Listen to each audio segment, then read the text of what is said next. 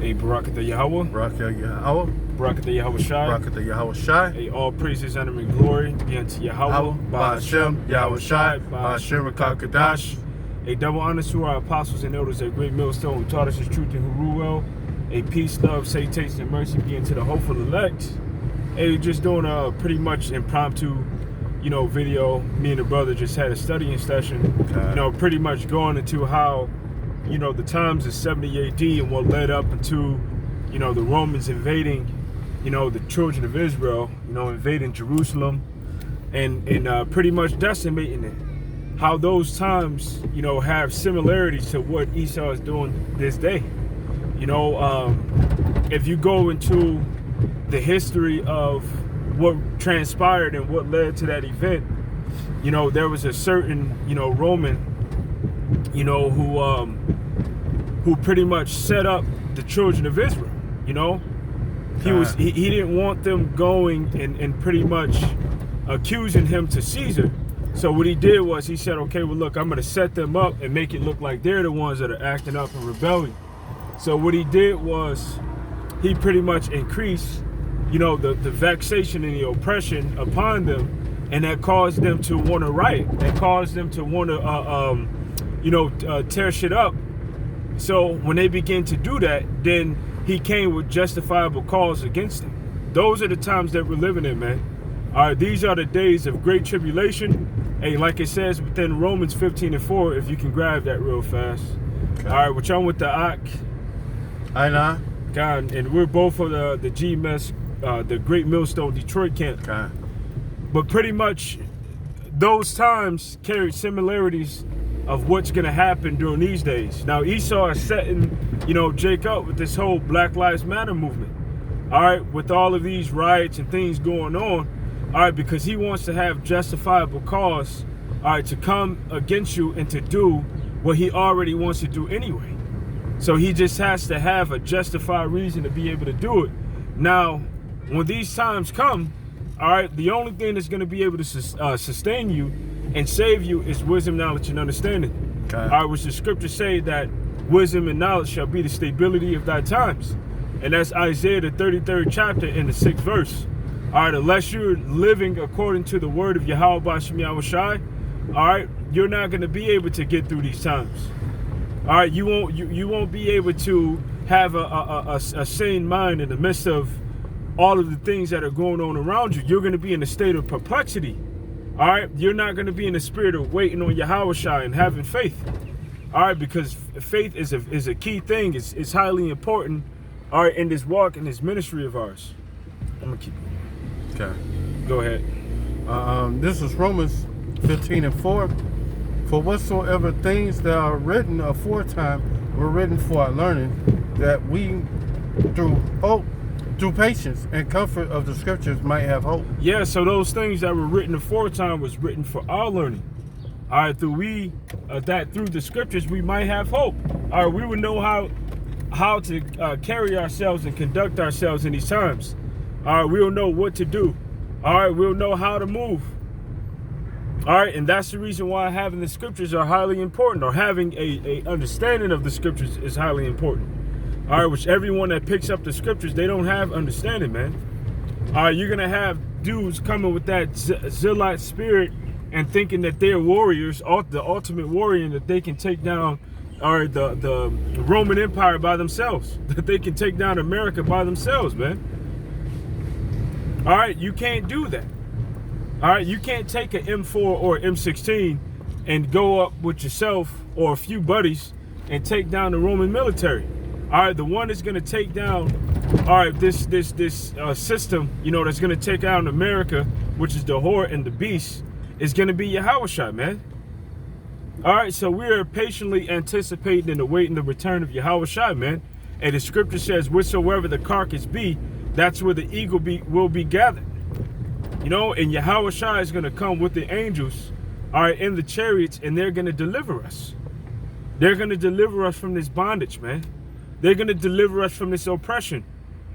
So Yahawashi is coming, and all of these signs that are going on in the world, these are things to let you know that Yahawashi is on the way. Can you grab Matthew's, the 24th chapter, in verse 29. Okay. Matthew 24 and 29. Gotcha. And immediately after the tribulation of those days, the sun be darkened, and the moon shall not give her light, and the stars shall fall from heaven, and the powers of the heavens shall be shaken. Then shall appear the sign of the Son of Man in heaven, and then shall all the tribes of the earth mourn, for they shall see the Son of Man coming in the clouds of heaven with power and great glory. Con. Let me see. I want to see something. If that's exactly where that scripture is. Okay. And yep, that's start at verse 28. 28. Yeah. Okay, okay. And Matthew 24 and 8. At 28. For wheresoever the carcass is, there will be angels gathered together. There will be eagles. Oh, eagles gathered together. Yeah, so that body represents us, man. Okay. All right, that body represents us. So wheresoever the body is, that's where the eagles will be gathered, and then the eagles represent Yahawashi and the angels. Okay. All right, because Yahawashi is going to come with the angels, and they're going to come into this place. They're going to come into, man, these little wretches. They're going to come to this place, because the main place where the children of Israel is here over within America. Okay. And that's the reason why the scripture speaks about, you know, the flying roll, you know, and coming into the house of the thief and the liar. Okay. That's Zechariah the 5th chapter. Let me grab it. Yep. Zechariah 5 Because and 1. our enemies is coming in like a flood, but like the scripture say, the Spirit of the Lord will lift up a standard against him. So the standard is going to be spiritual powers, and there's also going to be those chariots which are going to come, and they're going to gather the elect of the Lord. Okay. You know, so yeah, you got a lot of times, you know, you can get caught up. It's easy to get caught up, you know, especially when something happens all so suddenly. All right, to get caught up in the fear of death, you know, and to speak about death. But hey, within this video, we're going to speak about life, and we're going to speak about salvation, you know, from Yahawashi, because this is something that we're anticipating. All right, this is something that we're expecting. We're expecting Yahawashi, you know, to come as the scripture said he would, because the scripture says, for lo, I come with the clouds, and every eye shall see me. You know, so we're anticipating and looking forward to Yahawashi coming, you know, with the angels and to deliver us. Okay. Go ahead. This is Zechariah 5 and 1. When I turned and lifted up my eyes and looked, and behold, a flying roll. And he said unto me, what seest thou? And I answered, I see a flying roll. The length thereof is 20 cubits, and the breadth thereof is 10 cubits. And he said unto me, this is the curse that goeth forth over the face of the whole earth. Everyone that still shall be cut off as on this side according to it, and everyone that sweareth shall be cut off that side according to it. And these chariots, this flying roll is a chariot. It's just a metaphor for what he saw, because back then he didn't know it was the chariots of the Most High. He knew it was a flying roll. He knew it was a chariot, but he used a similitude to describe it. Okay. You know, he used a similitude to describe it as a flying roll, because that's what it looked like. But he knew that it was a chariot within the vision. Okay. You know, that he received of the Lord. And these flying rolls are going to enter into the house of the thief and the liar, which the thief and the liar is Esau Edom. You know, one, he stole us, the Most High Heavenly Father's precious jewels. Okay. All right, and he took us. But the Lord is going to, you know, take us back from this devil. All right, he's going to send his son Yahawashi and the angels, which are going to come. And those vehicles that they come in, those chariots, is going to war against Esau Edom. Okay. And where they're going to be gathered at, where these chariots going to go, they're going to go to all of the places where the Israelites are scattered. And those Israelites that are part of the elect, they're going to be redeemed. So we don't have to be afraid when Esau comes in like a flood, although it's going to happen. That's a natural reaction. Okay. It's a natural reaction to be afraid, but when you start to meditate upon the word of the Lord and how He said that He was going to wrought salvation for us, then that kind of, you know, makes it to the point where you're not as afraid. You know, can you go back to Matthew's, the 24th chapter?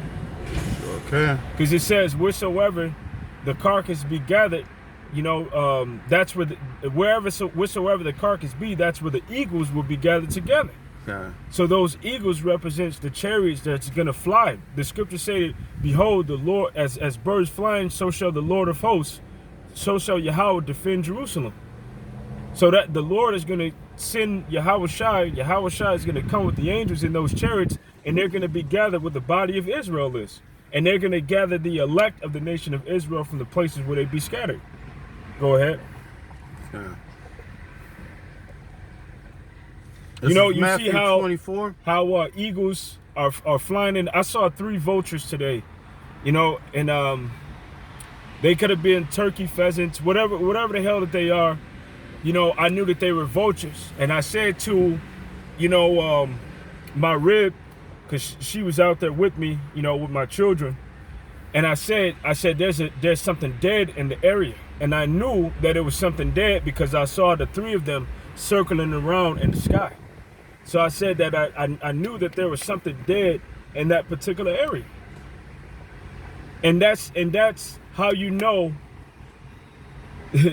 well, that's how the Lord is going to come to gather the children of Israel. He's going to come in the sky, and they're going to come in those vehicles, and with those vehicles, those are going to be our means of transportation out of here, our means of deliverance. Go ahead. This is Matthew 24 and 29. Immediately after the tribulation of those days shall the sun be darkened, and the moon shall not give her light, and the stars shall fall from heaven, and the powers of the heavens shall be shaken. God, the stars of heaven shall fall from heaven. That's talking about thermonuclear destruction. Okay. All right, because when those chariots come, they're gonna come. Well, you're seeing chariots now, but Esau is gonna implement that mark of the beast system. The nations are gonna gather to fight in World War III, but then within World War III, they're gonna release the nuclear missiles that they have, and they're gonna shoot them over here to the Horde to destroy this place. And that's when those chariots are gonna intervene and come and be the salvation for the elect. All right, but those nuclear missiles are the stars that's gonna fall down from heaven. Okay.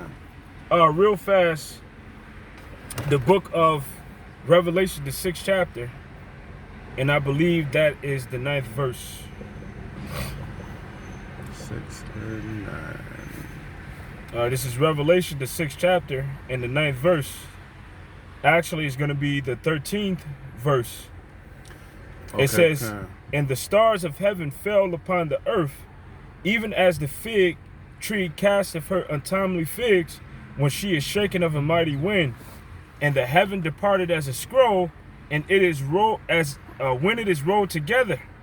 So that's that nuclear mushroom cloud going up after those nuclear missiles impact. Okay. And every mountain and island will move out of their places. And another scripture is in the book of 2nd Ezra, the 15th chapter, which compares the nuclear missiles to stars falling.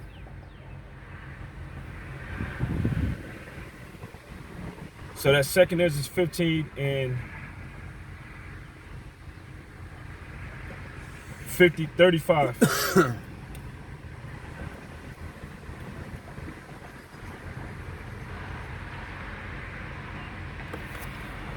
Read it. 2nd Ezra 15 and 35. And they shall smite one upon another, and they shall smite down a great multitude of stars upon the earth. Even, let me see. Hold on just 1 second.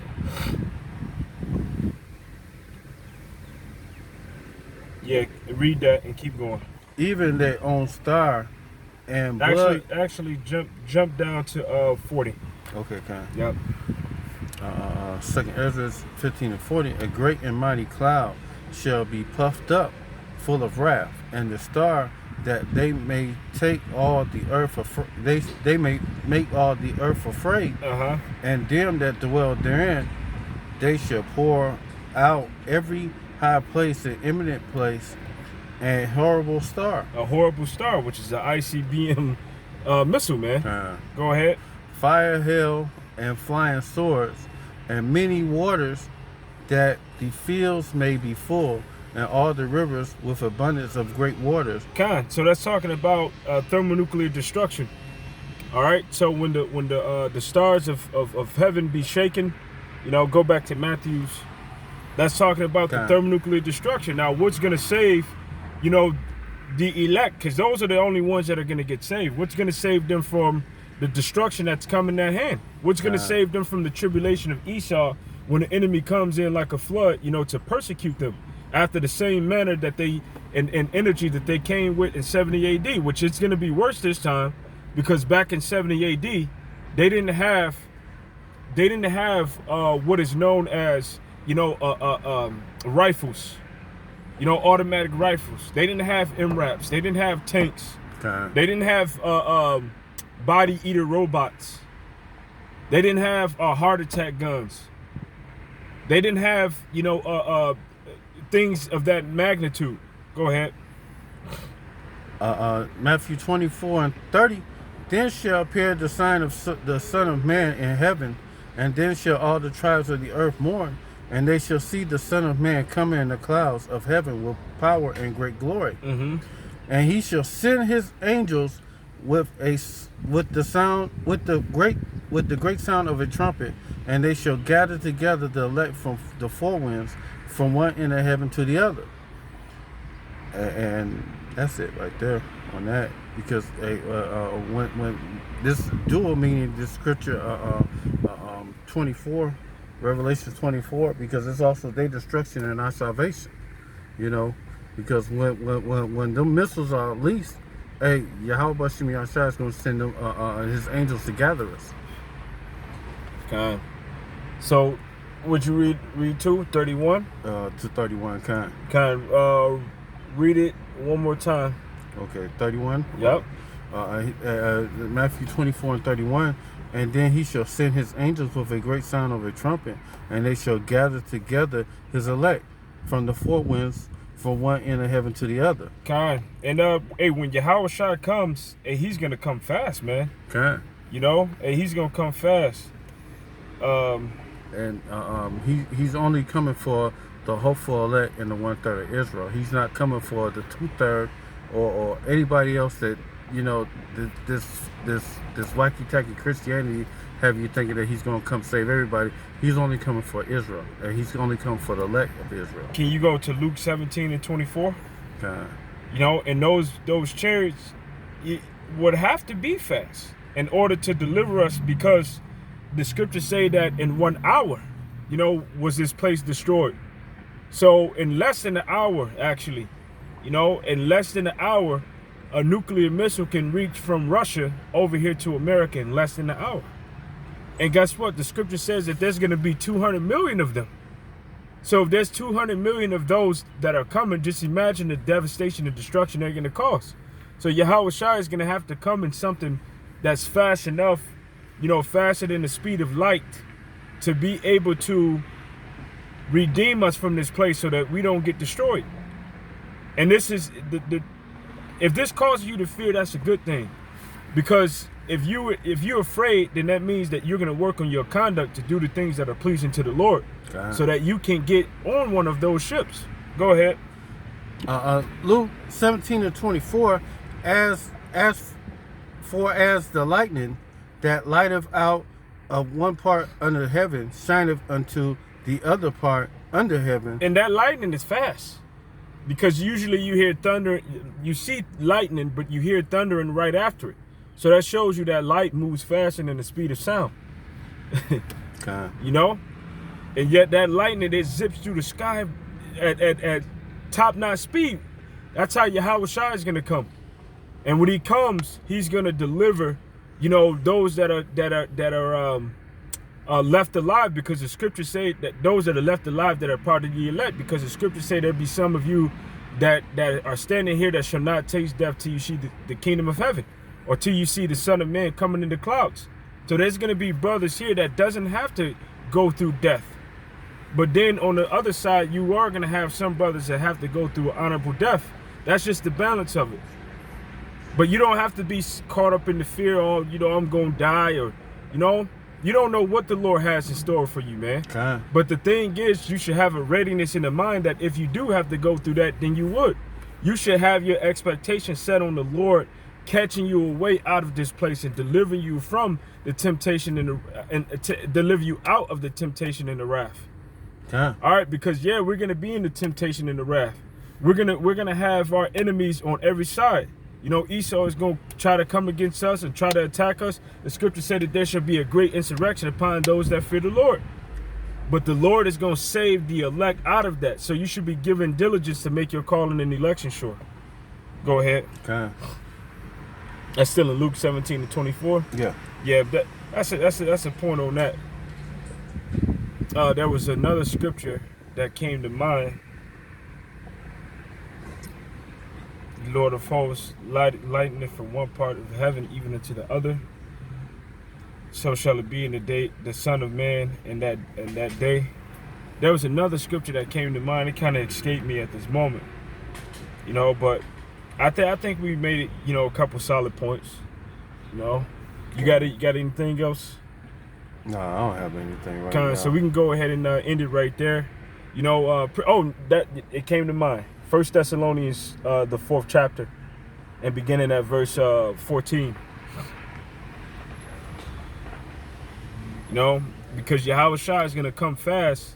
And the scriptures also say in 1 Peter 4:17, it says, for if the righteous scarcely be saved, you know, what shall be the end of them that obey not the gospel? So what does it mean by the righteous scarcely being saved? Those nuclear missiles is going to come real fast. So they're going to need a way of and a means of escape. You can't do it by plane. You can't do it by boat. You can't do it by train. You can't do it by car. And you damn sure can't outrun, you know, a nuclear missile. All right. This ain't about to be no scene from what was that? Pompeii. And you think you're going to outrun Mount Vesuvius, you know, on a horse. All right. This ain't Mount Vesuvius. The Lord ain't about to destroy this place with no volcanoes. He's about to destroy this thing with ICBM missiles. And a lot of those ICBM missiles are hypersonic. So they can come over here in 30 minutes. It says in 1 hour was the horde destroyed. So what does that mean? That means that in 1 hour, this place is going to receive its devastation and destruction. That means that a missile is going to have to make it over here in less than an hour. So you're going to need something at top-notch speed to take you out of this place, because as soon as those missiles going down, the elect is going to be beamed up. Okay. All right, go ahead. 1 Thessalonians 4:14. For if we believe that Yahawashi died and rose again, even so them also which sleep in Yahawashi will Yahweh bring with him. For this we say unto you by the word of Yahawashi, that we which are alive and remain unto the coming of Yahawashi shall not prevent them which are asleep. For and those that are asleep are those that die within this faith. Go ahead. For Yahawashi himself shall ascend from heaven. Yahawashi shall descend from heaven. Go ahead. That's talking about Yahawashi. With a shout. Go ahead. Read it again. For Yahawashi himself shall descend from heaven with a shout, and with the voice of the archangel, and with the trump of Yahweh, and the dead shall rise in the Mashiach, and shall rise first.